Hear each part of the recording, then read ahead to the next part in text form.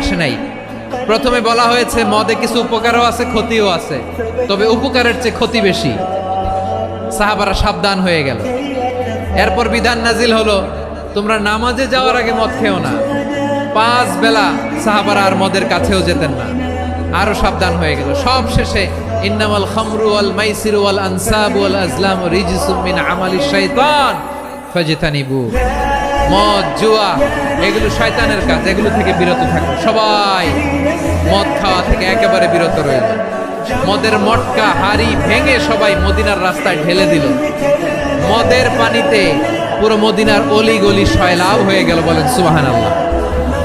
তাহলে মদ কি একবারে হারাম হয়েছে? প্রিয় সিলেট আওয়াজ করে বলেন, মদের বিধান হারাম হওয়ার বিধান এটা কি একবারে হয়েছে?